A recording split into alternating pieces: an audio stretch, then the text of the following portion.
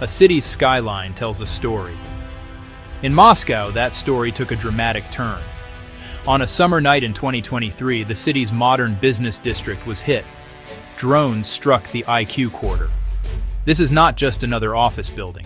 It houses key government ministries. This event matters globally, highlighting a new reality of modern warfare. To understand the significance of the attack, you must first understand the target. The IQ Quarter is a modern architectural landmark.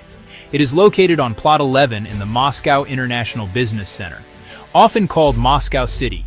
The complex is composed of 2 skyscrapers and a third high-rise building.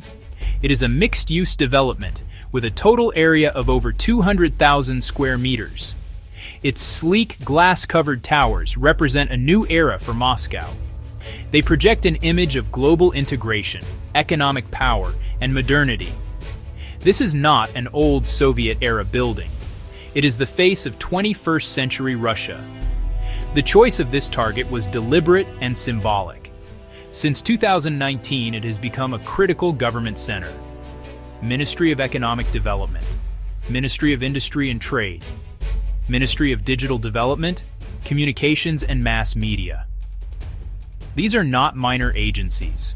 They are the engines of economy, trade policy, and digital infrastructure. Housing them together increased efficiency and created a single, high-value target.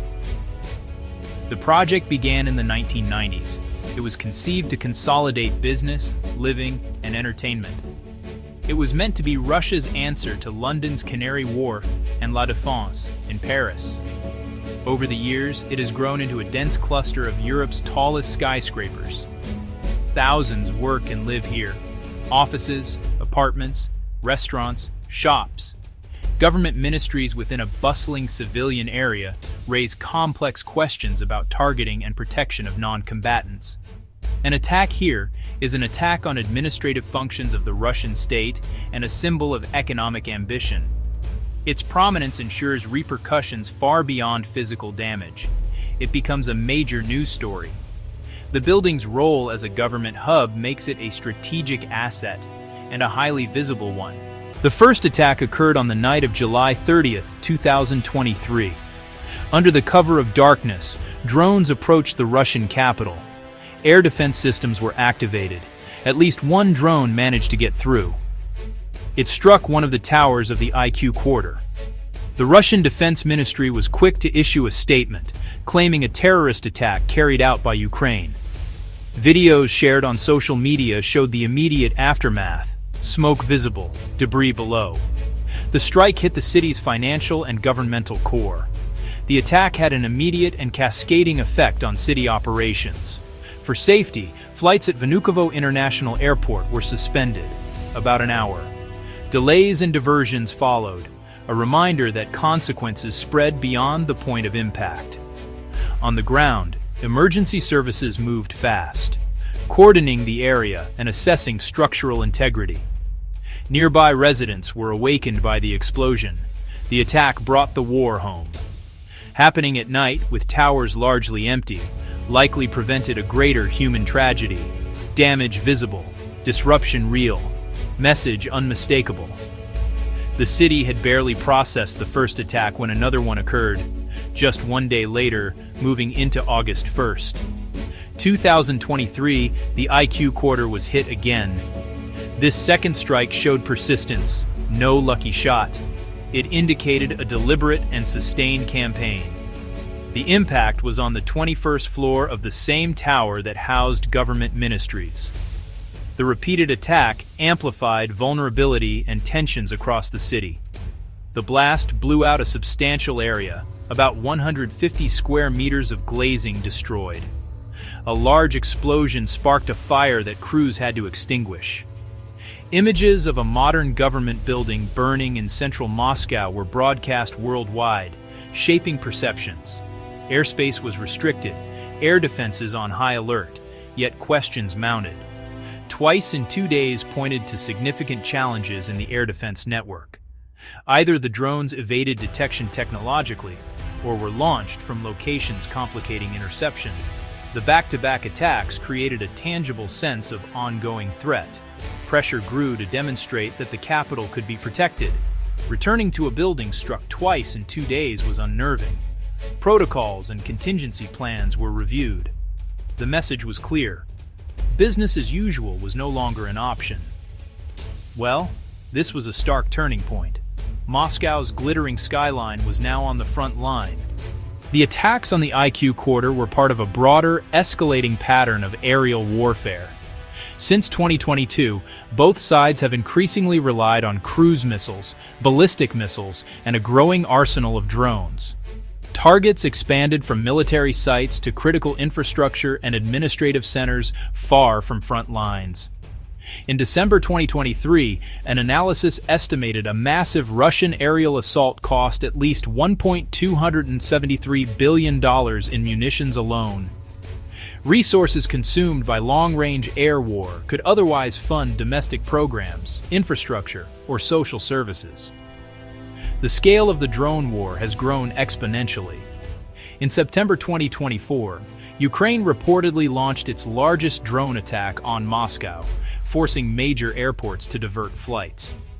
Russia, in turn, has fired massive drone waves, on one occasion, a reported 145 drones.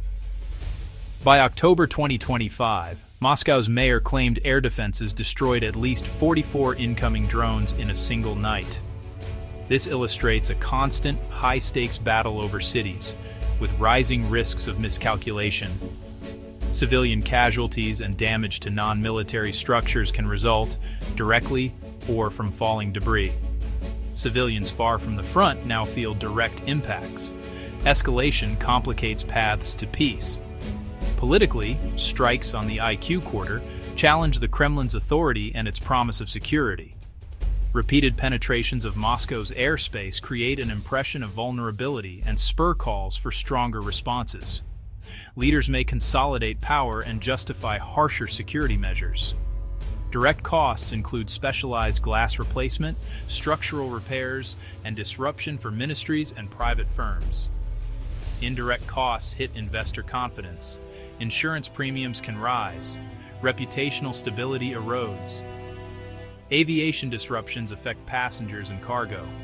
Repeated shutdowns prompt reroutes and alternative hubs. Deploying air defenses, responses, and cleanup diverts resources from other economic priorities.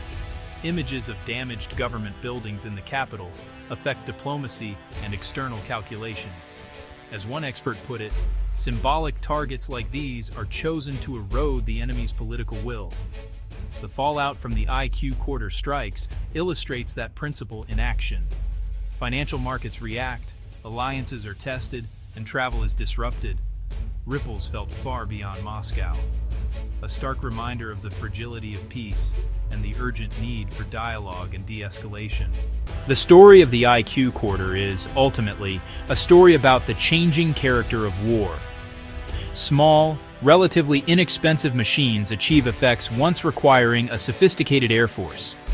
They can be launched from great distances, fly complex routes, and strike with precision. Their proliferation blurs the line between front line and home front, even 500 kilometers from a border. Cities are no longer shielded. The battlefield has expanded. Protecting a metropolis requires layered radar, electronic warfare, and physical interceptors, at enormous cost and complexity. The IQ quarter strikes acted as a stress test and revealed vulnerabilities. When ministries sit in mixed-use, densely populated areas, the principle of distinction grows complicated, risk to civilians rises. Technology has changed the face of war. Security in major capitals can no longer be taken for granted. The events of July and August 2023 were not just about broken glass and disrupted flights. They signaled a new and uncertain future. We must consider how cities can adapt, how civilians can be protected, and how the international community can curb escalation. This is a moment that resonated far beyond the skyline. If you found this analysis useful, subscribe, like, and comment with your thoughts. Stay informed and stay safe.